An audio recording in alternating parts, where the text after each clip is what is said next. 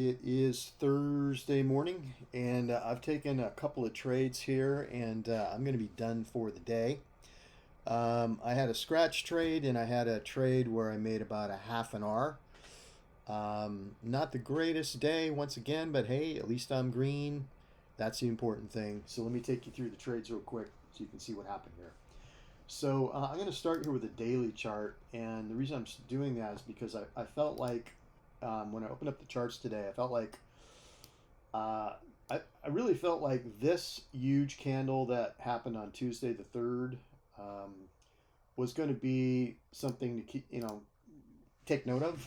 And so what I did is I put a Fibonacci sequence on the body of the candle, okay, with 100% at the bottom, 61.1% at this point, 50% line here.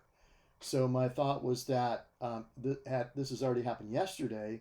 That when price reached up into this what I call the reversal zone, that it would reject, and so that was something I was definitely keeping my eye open for. And then the other thing that I was looking for was on the 4 hour chart over here.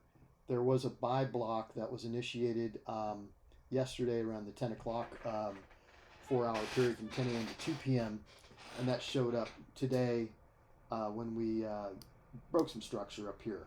So I figured, well, okay, so I've got, and I put, by the way, I put that daily reversal zone right here. It's kind of also being covered by a 4 hour sell block here. So the bottom of this sell block roughly matches the middle of this daily reversal. So that's a lot of, in my mind, that was a lot of sell pressure area right up here between those two things. And then as far as where the buy pressure would be, I figured it would be right here in this zone, 32,950 roughly, because of the 4 hour order block that got created. So those are the areas that I was watching to buy and to sell and to buy. And so I just waited. I just waited for price to kind of hit those areas and see what would happen. So the first trade was right here. Now I've highlighted this area. This area right here. I've highlighted that with this green area. Okay, and the the price did come up. Now, one of the things I also wanted to show you was the divergence, the negative divergence that happened when price did go up into that area. You can see how much weaker it was, even though price was rising. So that's always a good sign for a short. So the two things that happened, and then one more thing that happened was at the time of day.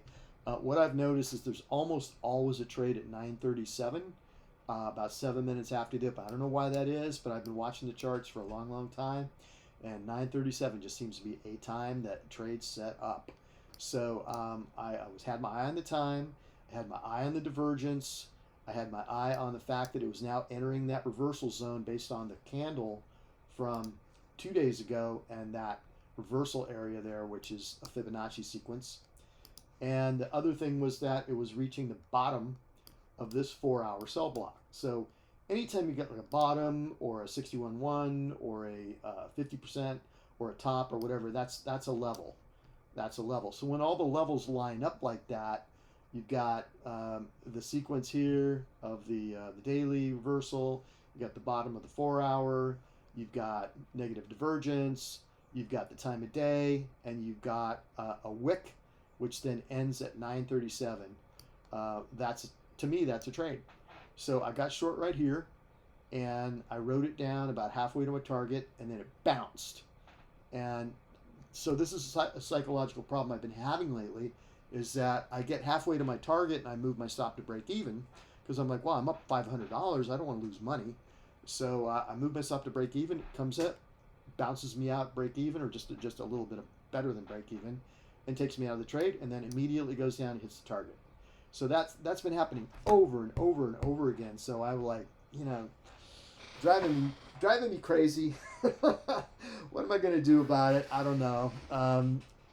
My big thing is don't lose money. So it's one of those things where, well, if I let it dance around inside, the negative zone after I'm up half an hour, then am I being responsible and being a responsible trader and avoiding losses, or am I just being too jumpy and jumping out before he has a chance to do what he needs to do? I think it's really the second one, because if you go through and look at all the trades that's happened with lately, about 90% of them actually go on to hit target, but almost all of them come back and retrace to the entry. So it's just something I'm dealing with.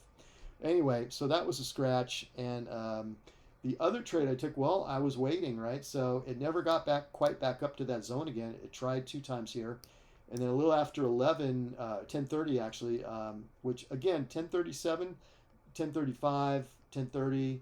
There's usually a big move that happens there too, I've noticed. So around 10:30 we had a big push down, and then it kind of consolidated sideways, and then pushed down again. And where'd it go down to? Hey, look at that! Look at that little zone that I created there. That's the 4-hour order block reversal zone. Okay, based on a 50% and a 61%. So price comes down into that reversal zone. Oops, moved it accidentally. I had it marked on my 1 minute. By this time, I'm tired. I'm a little frustrated about the trade that I missed earlier in the morning at the open, and had just kind of a fuck it attitude, like, you know what, I'm just gonna take it, and I know it's not probably gonna go that far because it's counter trend. In my mind, it was kind of a counter trend move, based on the fact that we've been selling down for quite a ways, but I'm like, okay, I'll just take it up to the next resistance, which was up in this zone up here. So I did buy it. It kind of almost right away it went my way, and it kind of hit this resistance up here. It was not just the 8 EMA, but it was also the big round number of 3,000. So that's a huge resistance. So you can see all the wicks, how it wicks against 3,000, and finally it pushed down against it. It's coming back up now, but I did get almost a half an hour off of it. I actually had half an hour at this point. I hit the sell button and it kind of jumped down and took me out at about $422. So that's it for today. Just those 2 trades. Um, you know, it's not been the greatest week, really. I mean, I don't know. It hasn't been terrible, but I've been green, but not very. Um, but what are you going to do? This kind of the way it goes sometimes, and there's not a hell of a lot you can do about that. You just got to take what you can get, and be happy about it. At least it's not, at least I'm not losing money, right? So right now I just put myself over 12,000. My target's 20,000 for phase 1. Then I'll have to do another 10,000 for phase 2. Then I can have a life-funded account. So that's where we're at. So far, every day's been a green day. There was also a little practice trade I took earlier. It was like 5 lots just to see what would happen, and that was a win, but I'm not really counting that. But anyway, every day's been a green day on this account so far, and that's kind of cool. We've got 5 days, 5 green days. Average profit a little over 1,000. Average loss a little over 500. My profit factor is 4.08, whatever that means. My average RRR is 1.78, not bad. So things are going all right. Mostly I'm making money on the short side in the first couple hours of the market. Mostly I'm making money on the short side here. I made a little bit of money today on the buy side.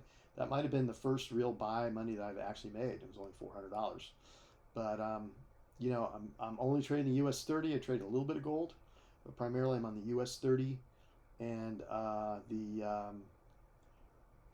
the volume that let's see, I don't even know what this means. Not even sure. But anyway, it's based on the lot size. I think most of my money has been made actually, obviously with the big lots in the first day. But anyway, that's the stats, and we'll just keep going. Kind of using these support and resistance levels from not just the buy blocks, but also from looking at where's the big action. Like the big action on Monday was here, right? So let me put a Fibonacci sequence on that and then trade against those reversal levels.